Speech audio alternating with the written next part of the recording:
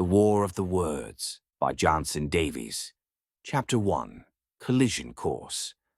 The Mojave Desert shimmered beneath the late afternoon sun, a vast cracked canvas of heat and silence.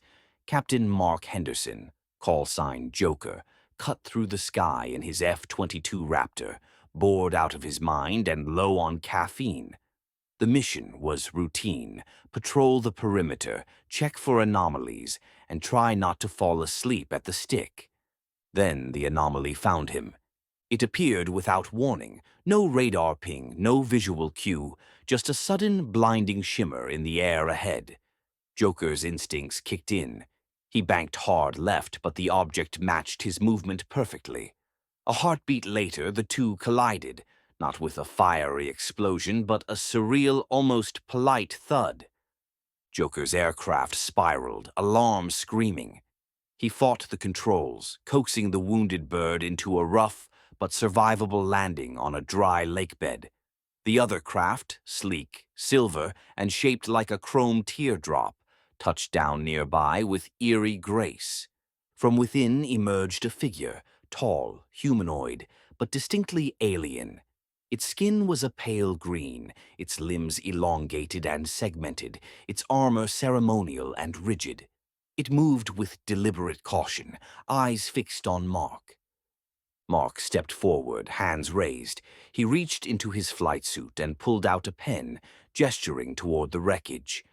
"I need your information," he said, voice steady, "for the insurance claim." The alien tilted its head. No response. Mark tried again, pointing to the pen, then to the alien. "Identification. Pronto." Still nothing. He exhaled, muttering under his breath, "You look like a walking stalk of asparagus." The alien's posture shifted. Its eyes narrowed. A low vibration emanated from its chest plate, not speech, but something deeper. It stepped closer. "I am Prince Sarnock of the Yarilian Empire," the alien said, in rudimentary English. "You have insulted my form, my lineage, my people." Mark blinked. "It wasn't meant that way." Sarnock's expression hardened. "You will apologize." Mark hesitated. The adrenaline, the confusion, the absurdity of the moment, it all collided inside him. "You should apologize," he said quietly, "for flying under the influence of ugly." Sarnock turned without another word, storming back to his ship. The hatch sealed, and the vessel soared into the sky, leaving Joker alone with the desert wind and the distant sound of military helicopters approaching.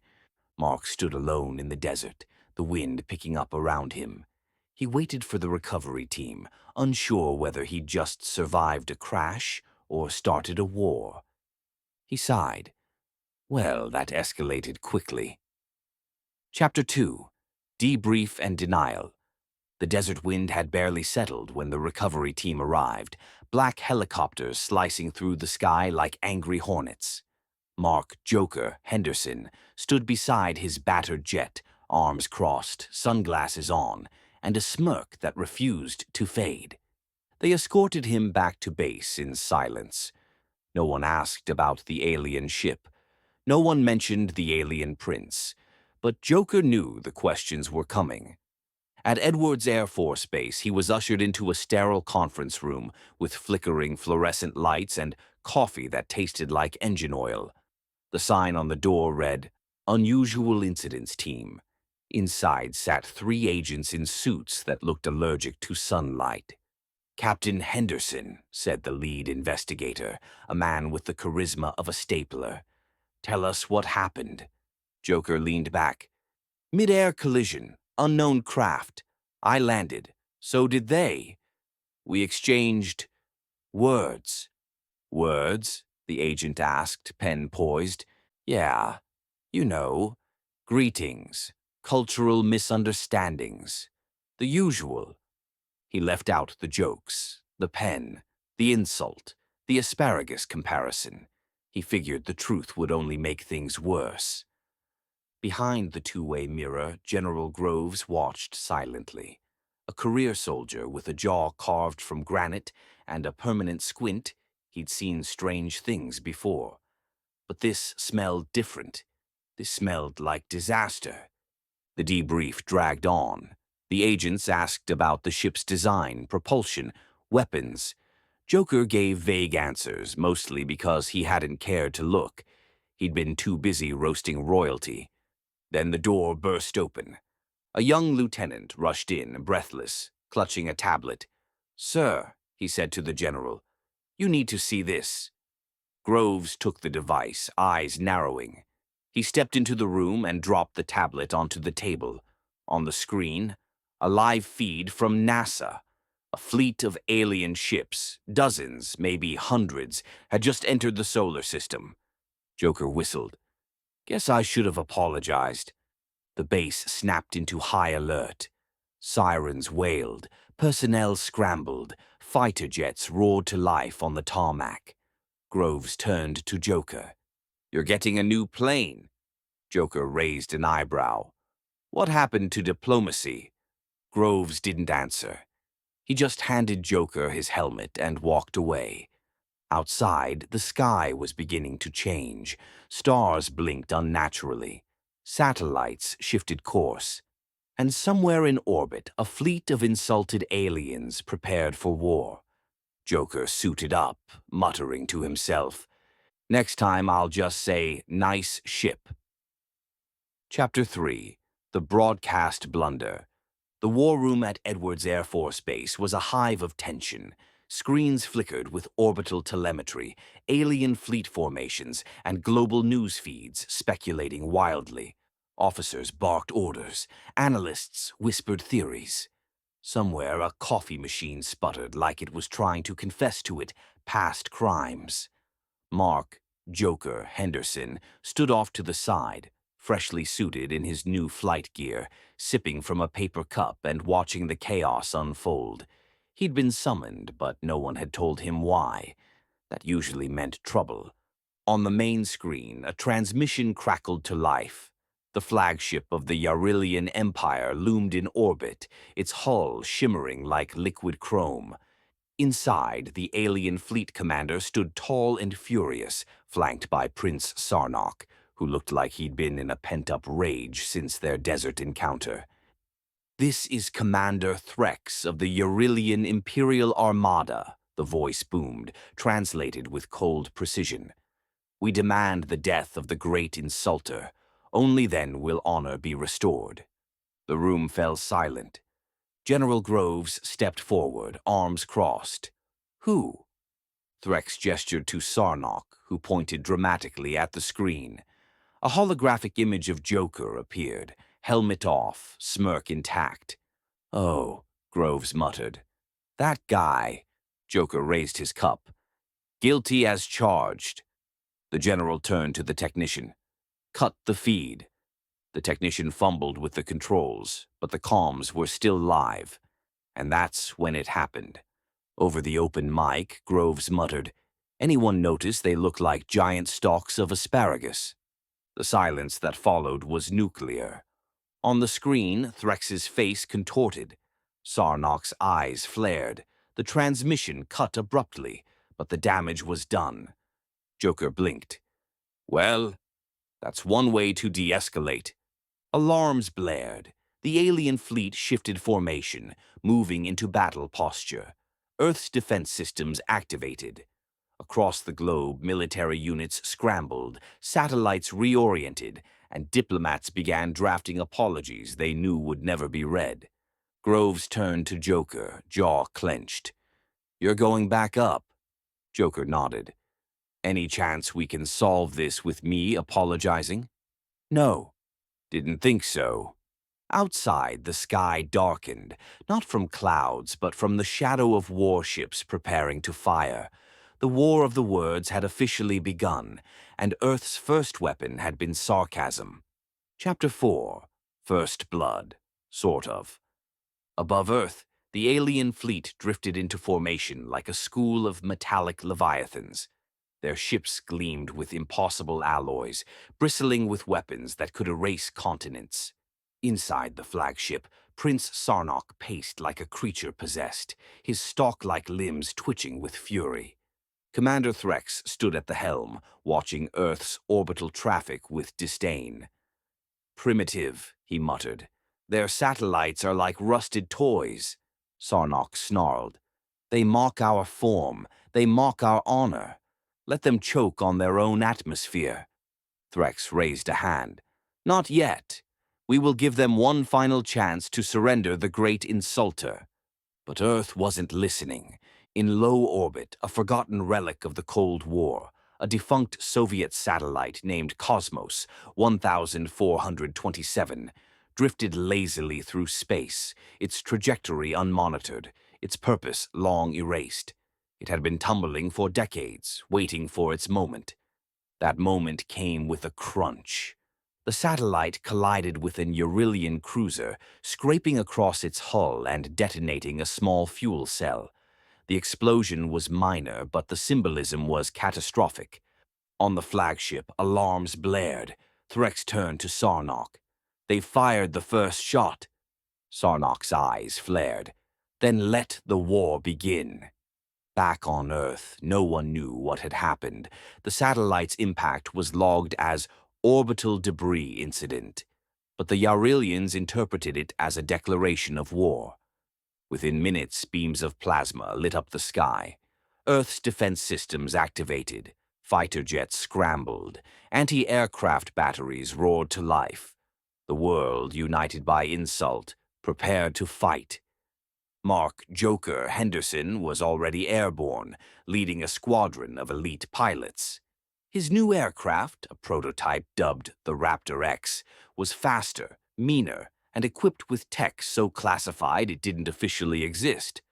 "Joker to command," he radioed. "We got bogies inbound. Permission to fry them." "Permission granted," came the reply. The first dogfight erupted over the Pacific. Alien ships darted like silver hornets, firing beams that sliced through clouds. But Earth's pilots fought dirty, using terrain, unpredictability, and sheer human spite. Joker weaved through enemy fire, locked onto a cruiser, and fired a missile. It struck true, sending the ship spiraling into the ocean. "Score one for the humans," he muttered. Across the globe, battles raged. Cities turned into war zones. Forests burned. Oceans boiled. The Yarillians had technology. The humans had attitude. And somewhere in the chaos, the war's absurd origin, one sarcastic pilot and one offended prince, was buried beneath explosions and headlines. But the war was far from over. Chapter 5. Ground Zero Grit. The war had gone global. From the icy reaches of Siberia to the sun-scorched dunes of the Sahara, Earth's surface became a patchwork of fire and fury.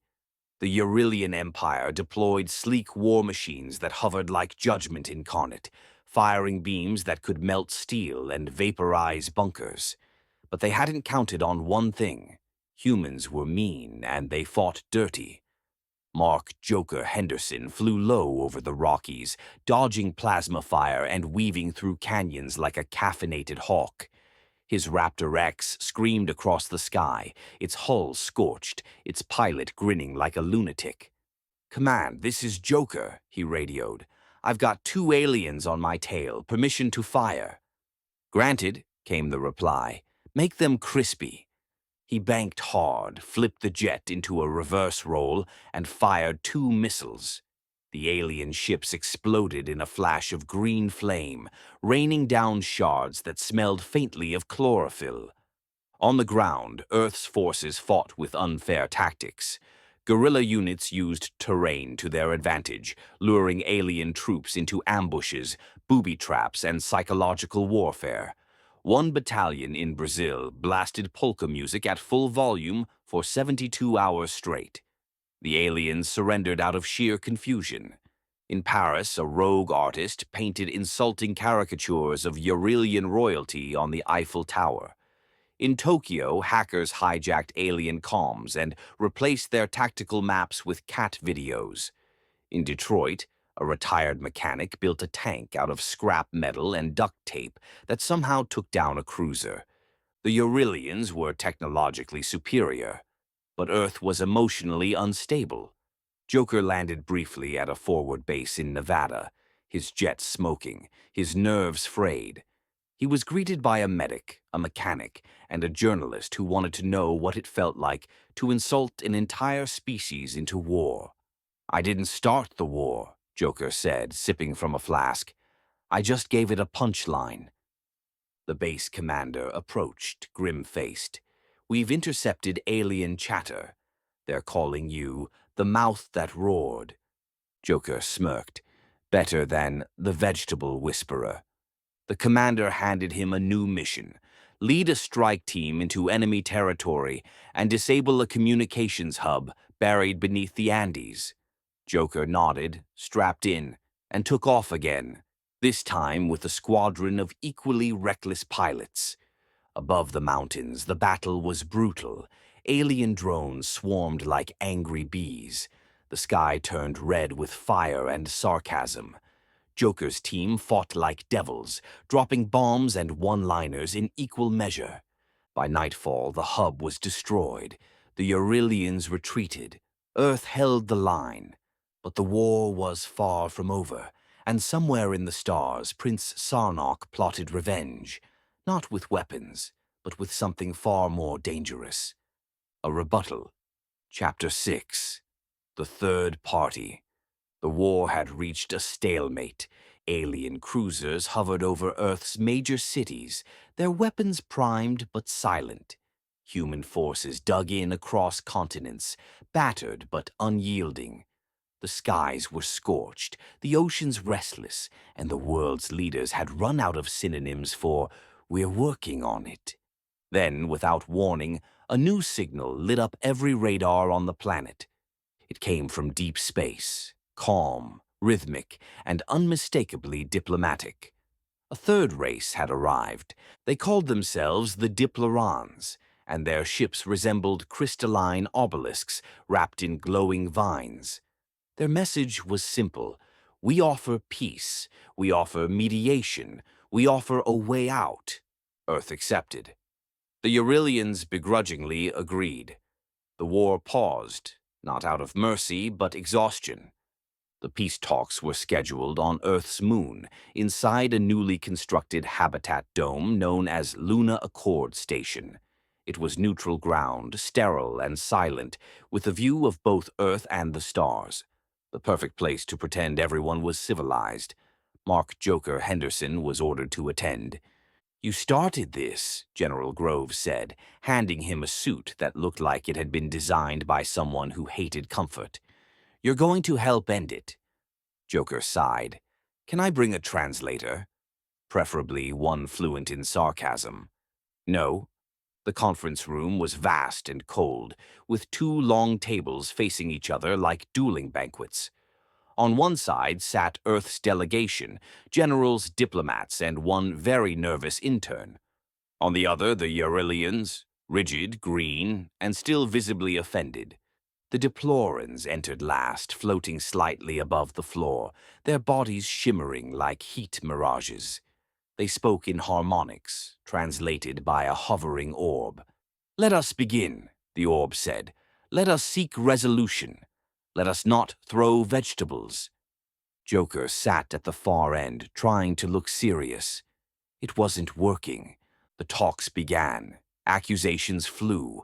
Apologies were demanded. Earth's diplomats offered vague regrets. The Eurylians demanded Joker's public execution. The Deplorans suggested a poetry exchange. Then it happened. As the Deploran ambassador floated past Joker, he leaned slightly forward and whispered, just loud enough for everyone to hear, "I think they look like carrots left out in the sun too long." Silence. The kind of silence that precedes either enlightenment or detonation. Prince Sarnock stood, trembling with rage.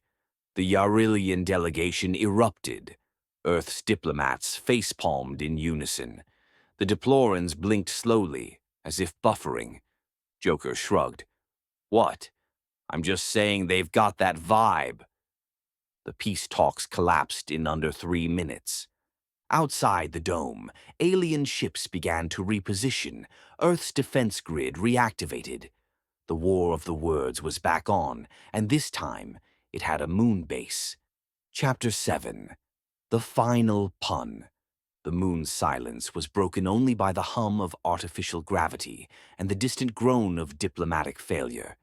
Inside Luna Accord Station, the peace talks had collapsed like a souffle in a thunderstorm.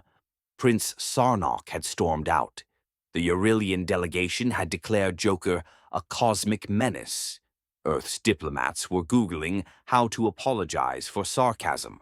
And the Diplorans, those shimmering carrot-like mediators, had called for an emergency tribunal.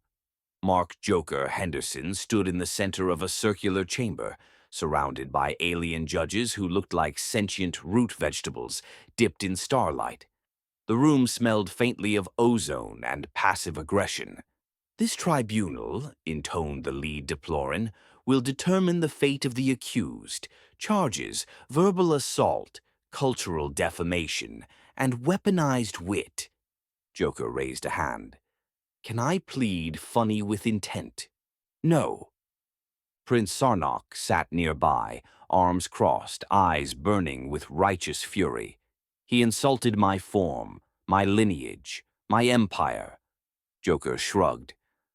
I insulted your mother too, but nobody's talking about that. Gasps echoed through the chamber. The deplorans conferred. We propose a resolution, the lead judge said. A contest, a duel of words, a battle of wit. If the accused wins, Earth shall be spared. If he loses, well, we have vaporization protocols. Joker blinked. So, a roast battle? Precisely. The chamber transformed. Holographic spotlights appeared. A floating microphone hovered in front of Joker.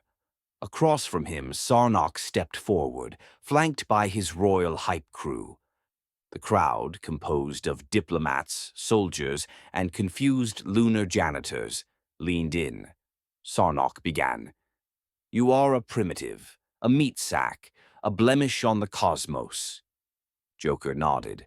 Strong start, but let me ask, do you exfoliate with fertilizer, or is that just natural compost? The crowd gasped. One deploran dropped its gavel. Sarnock snarled. Your species is emotionally unstable.